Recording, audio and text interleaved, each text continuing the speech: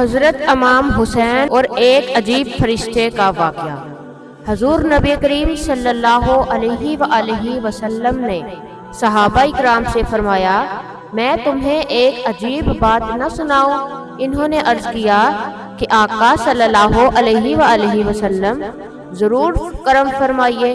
حضور صلی اللہ علیہ وآلہ وسلم نے فرمایا، جب فرشتے میرے بیٹے حسین کی ولادت پر مجھے مبارکباد دینے کے لیے آئے تو ان فرشتوں میں سے ایک ایسا بھی فرشتہ تھا جس کے ہاتھ بھی نہیں تھے اور پیر بھی نہیں تھے اور اڑنے والے پر بھی نہیں تھے۔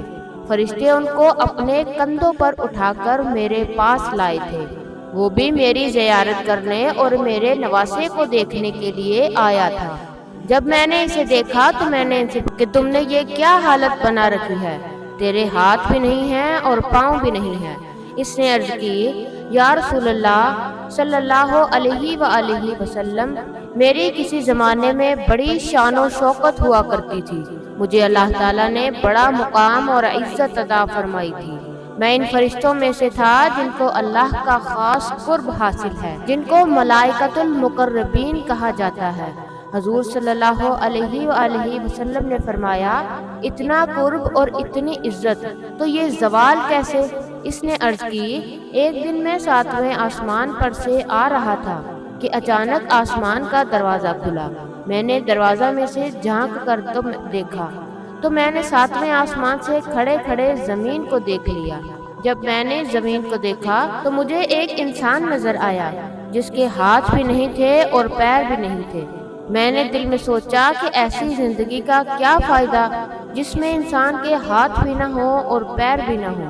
اس سے تو بہتر ہے کہ بندہ مر جائے، بندے کو موت آ جائے۔ جب یہ بات میرے دل میں آئی تو اللہ تعالیٰ اس بات پر ناراض ہو گیا، اللہ جلال میں آ گیا اور فرمایا، اے فرشتے، تو نے یہ بات کیوں کی؟ جس کو یہ تکلیف پہنچ رہی ہے وہ میرا گلہ نہیں کر رہا، موت کی تمنا نہیں کر رہا، تجھے زیادہ اس بندے کا خیال ہے۔ میں جو بھی کرتا ہوں بہتر کرتا ہوں، میں کسی سے زیادتی نہیں کرتا، کسی کو دے کر آزماتا ہوں اور کسی سے لے کر آزماتا ہوں۔ میں نے عرض کی، مولا غلطی ہو گئی۔ اللہ تعالیٰ نے فرمایا، جب نوری غلطی کریں گے تو خاکیوں کا کیا بنے گا؟ اللہ تعالیٰ نے یہ فرمایا اور ساتھ ہی مجھے سزا مل گئی۔ میرے پر جل گئے، ہاتھ ختم ہو گئے، پاؤں کٹ گئے۔ اللہ تعالیٰ نے مجھے اس وقت الٹے منہ فلاں جزیرے پر زمین پر گرا دیا۔ میں بلند تھا مگر افسوس پستی پر آ گیا ہوں۔ میں آسمانوں پر تھا، افسوس زمین پر آ گیا ہوں۔ حضور صلی اللہ علیہ وآلہ وسلم نے فرمایا، تجھے کتنا عرصہ ہو گیا ہے زمین پر آئے ہوئے؟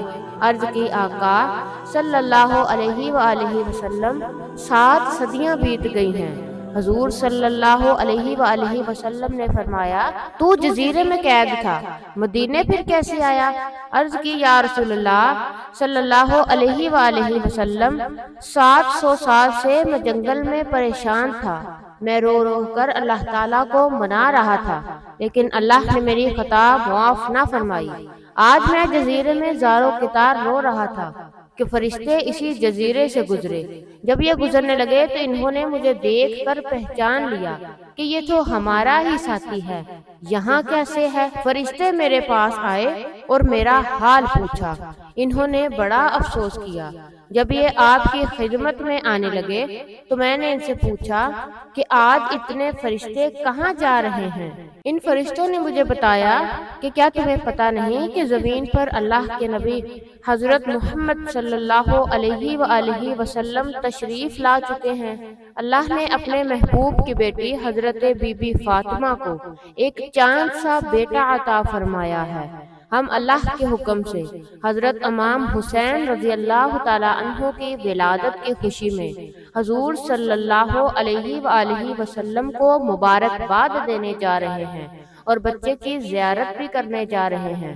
میں نے ان فرشتوں کو کہا کہ خدا کے لیے مجھے بھی حضور صلی اللہ علیہ وآلہ وسلم کی خدمت میں لیتے جاؤ، شاید میری بھی بگڑی بن جائے۔ حضور صلی اللہ علیہ وآلہ وسلم فرشتے مجھے بھی اس جنگل سے اٹھا کر اللہ کے حکم سے آپ کی خدمت میں لے آئے ہیں۔ آقا کرم فرمائے، میں آپ کی شہرت کے ڈنکے آسمانوں پر سنا کرتا تھا۔ آپ اللہ کے محبوب نبی اور آخری نبی ہیں۔ مہربانی فرمائیے اس بچے کی محبت کا واسطہ میرے لیے دعا فرمائے کہ اللہ مجھے معاف کر دے۔ مجھے یقین ہے کہ آپ کے ہاتھ میرے لیے دعا کے لیے اٹھ گئے تو اللہ میری تقدیر بدل دے گا۔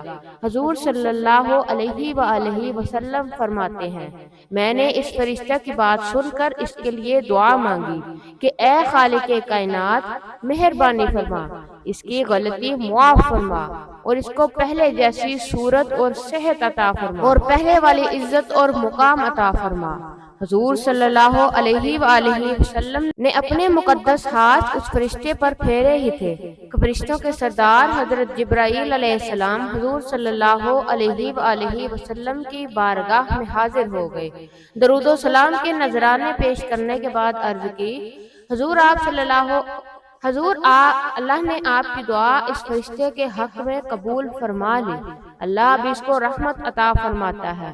پھر عرض کی، اللہ فرما رہا ہے کہ شہزادہ حسین کے جسم سے جو چادر لگی ہوئی ہے وہ چادر اتار کر فرشتے کے جسم سے لگائیں۔ تاجدار مدینہ صلی اللہ علیہ وآلہ وسلم نے حضرت امام حسین سے چادر اتار کر فرشتے کے جسم سے لگا دی۔ اللہ نے اسی وقت فرشتے کو ہاتھ بھی عطا فرما دیے اور پاؤں بھی عطا فرما دیے اور اڑنے کے لیے پر بھی عطا فرما دیے۔ یہ شان ہے حضرت امام حسین رضی اللہ تعالی عنہ کی چادر پاک کی، جو فرشتے کے جسم پر لگی تو اللہ نے فرشتوں کو صحت عطا فرما دی۔ جب حضرت امام حسین کی چادر کی یہ شان ہو سکتی ہے تو حسین کے نانا کی کیا شان ہوگی؟ سبحان اللہ۔ ناظرین، کبھی بھی کسی کا مذاق نہیں اڑانا چاہیے، اس میں اللہ کی ناراضگی ہوتی ہے۔ اللہ جس انسان کو جس شکل میں پیدا کرتا ہے اس میں کوئی نہ کوئی حکمت ضرور ہوتی ہے۔ اللہ سے دعا ہے کہ اللہ پاک ہمیں برائیوں سے بچا کر نیک اعمال کرنے کی توفیق عطا فرمائے اور حضور صلی اللہ علیہ وآلہ وسلم سے سچی اور پکی محبت عطا فرمائے۔ آمین یا رب العالمین۔